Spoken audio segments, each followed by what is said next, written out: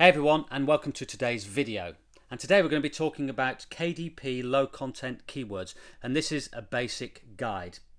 Now, it's important that you do understand the fundamentals of keywords in order to maximize sales on Amazon and obviously make money. Now, my name is Marles and I do videos on how to make it, keep it and grow it, and that's your money I'm talking about. And if you do like videos like that, then remember to hit the subscribe button and also smash that notification bell to receive notifications of when I produce more videos like this. And if you do like the video, then please give it a thumbs up. It's very much appreciated. So today we're looking at the basics, the fundamentals of low content book keywords. And as I said earlier, they're important because they are what enables your book to be found on Amazon and for you to make sales. Now, first of all, what is a keyword? Well, this is the word that's entered into the search bar on Amazon. And when a customer puts in a keyword on Amazon, results will appear. Now, if your item, your product, your book is in that list and near the top of the list, there's a good chance you will make a sale. So basically, you need your book to be found for these particular keywords. And I'll just quickly show you an example of that on Amazon. Now, I'm going to use the example of teacher appreciation. Now, this is just an example, so don't message me and say, oh, let's all produce teacher appreciation notebooks. This is just purely an example. So I'll put in teacher appreciation into the search bar and we'll put in gifts. So that's the keyword, teacher appreciation gifts, and you'll see all these items appear. Now, in terms of what I'm going to tell you, I'm going to give you three main factors related to keywords that are important if you want your book to rank on Amazon and make more sales. And it's also important that you understand these basics, particularly if you're going to pursue Amazon ads. And at the end of the video, I'll show you where I put my keywords when I'm uploading my books. So stick around for that. So basically there are three important areas to consider, or three terms to consider. These are short-tail keywords, long-tail keywords, and relevancy. And these are important for ranking and sales. And what do I mean by ranking? Well, if we go back to Amazon and I put in the search term teacher appreciation notebook, we'll see that all these search results appear. Now, ranking is where you appear on the page. Now, you could appear on the first page, or you could appear on page 2, 3, or 20. Now, ideally, you want to appear on the first page, and the higher up you appear or rank on the first page, the more chance you have of making a sale. And if you appear in position 1, then there's a good chance that you will make the majority of sales. So ranking is vitally important. So that's the concept of ranking.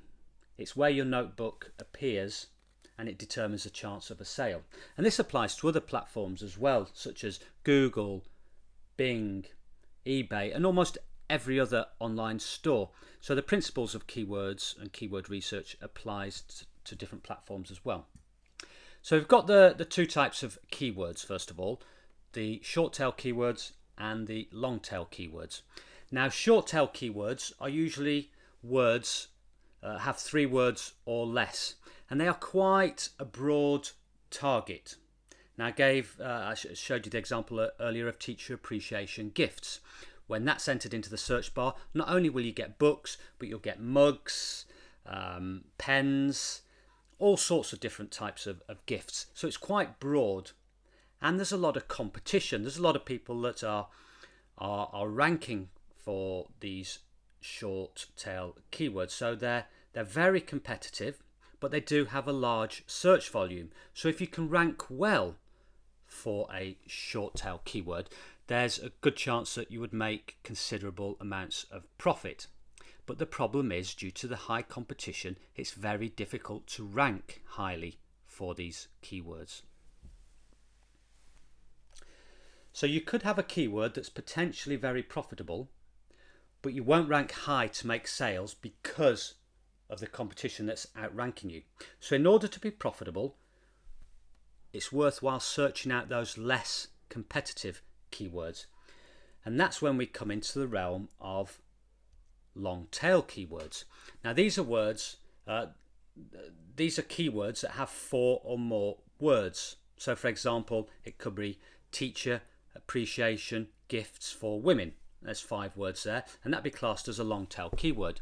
Now these searches are more targeted for specific products. So they're less competitive, have a lower search volume, and on the whole are less profitable. However, although they have a lower search volume, because of the lower competition, there's more chance that you can rank higher on Amazon, and so more chance of making a sale. So although they're overall less profitable compared to short tail keywords, there's more chance of you making a sale and making money. So you need to strike a balance between competition and search volume, and the ideal keywords are those with a good search volume and low competition, and that's the holy grail of keyword research, and that's where keyword research comes into its own. That's the whole point of doing keyword research, is to find those keywords that have a decent search volume and low competition. Therefore you've got more chance of ranking higher and still making quite a number of sales. Therefore it's worth spending time on your keyword research, and overall if you spend time on the front end doing research, you'll make more money in the long term on the back end. So let's go over to Amazon. Now if I put in teacher appreciation, we will notice first of all that there are 10,000 search results. Okay, and that's very important. That means there's a lot of people ranking for that same keyword, so it's very competitive. And you'll see that we have all different items. We have a book there, but we have key rings, notepad and pens, bookmarks, there's a book. So it's going to be difficult to compete with all these other sellers. So if we put in teacher appreciation notebook, so we're still in the short tail keyword, we'll see that we've narrowed down already to 2,000 results, and the search is more specific. So people using this keyword will be searching in particular for a notebook. So if you're listing notebooks, then there's a good chance if they find your book, you'll make a sale. But there's still 2,000 results for this, and we can see as I scroll down, they're all books, except for this sponsored ad, which looks a bit strange because it's a mug and a spoon. So they're unlikely to make a sale. And we've got a pencil case here. Again, if people are looking for a notebook, they're unlikely to make a sale. So let's narrow down even further and get into the long tail keywords. So if we put in for women, teacher appreciation notebook for women, okay, we're now down to 1,000 results. So the competition is less. So you've got a better chance of ranking and making a sale, and still you're competing with other notebooks. Now let's target down even more and add a word, a funny teacher appreciation notebook for women. And now we find we've narrowed it down to 539 results. So the competition is less. So that's important. Do you see how important that is? Using long tail keywords, as long as they're being searched for, and that's part of your keyword research, you need to make sure that long tail keywords are being searched for. As long as they're being searched for, the least number of results, the better, or the lesser number of results, the better. And that's the basics behind keyword research. And I'm going to do another video that goes into detail on how I do my keyword research. But basically, I'm looking for those long tail keywords that have good search volume and low competition. Okay, so now I want to go on to the third factor that's important factor in keywords, and that's relevancy. Now this is Amazon's way in deciding which search results are most relevant to the search term or the keyword that's entered into the search box. So you need your books to be considered relevant to the keywords that you're targeting. Now that may sound a little bit complex, but don't worry, I'm going to explain a bit further. So this is Amazon's way in deciding whether your book is relevant to a keyword. Now, I just want to explain to you this concept of the Amazon's A9 algorithm. It's their secret sauce that determines whether a product is indexed on Amazon and where it ranks. Now, indexing means whether Amazon associates your book with a keyword. For example, say you had a teacher appreciation notebook and you listed that on Amazon, and someone goes into Amazon and searches for a soccer training log, for example. Now, we wouldn't expect your book to appear anywhere on Amazon for that search term because Amazon wouldn't consider it relevant. That is, providing you haven't used or you've done the right keyword research and you've put the correct keywords when you've uploaded the book. Now, if you uploaded a teacher appreciation log and slipped in soccer training log on there because you thought you might get a few extra searches, well, yes, your book would then be indexed and may appear on search. But when someone looks at it, or when your book appears, they're not going to buy it, they're not going to click on it because they're not interested in a teacher appreciation book. So the algorithm determines whether a product is indexed and also where it ranks. And that's the most important bit for us. And so the two most important concepts for relevancy that apply to us and to our books, these are the main two anyway, are one, reviews. Now, if your book gets reviews, then this is social proof. Now, it doesn't even have to be a particularly good review. It can be any sort of review. It can even be a poor review. Amazon still gives you bonus points for relevancy.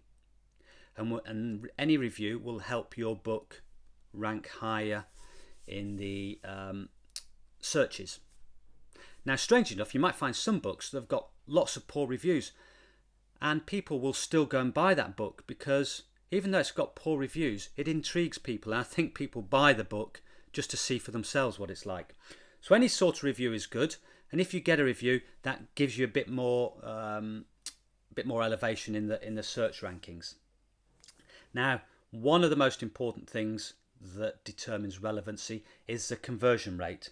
Now, when someone goes to Amazon, they put in the search bar a particular search term.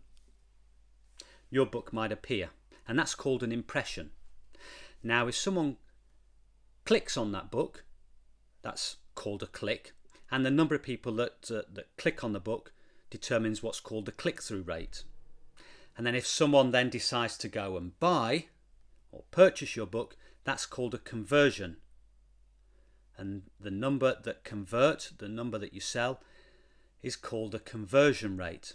Now, Amazon likes to make money, you like to make money. So if your book has a high conversion rate, then everyone's happy, you're happy, Amazon's happy. And that gives your book relevancy for a particular keyword that led to that sale. And Amazon will then start to push your book up further for that particular keyword. So the important thing is that if you go and put in irrelevant keywords when you're uploading your book, whether that's in the title, subtitle, or the 7 keyword boxes, your book would appear for that keyword. However, you wouldn't necessarily make a sale, or you wouldn't make many sales. So you'd be getting impressions. Your book would appear for these keywords, but you'd have a very low click-through rate and a very low conversion rate, which means your relevancy score would be low. So Amazon will then tend not to push your book in the search rankings for all your keywords you're targeting. So it's a bad idea to use keywords that are not relevant to your book, to your niche.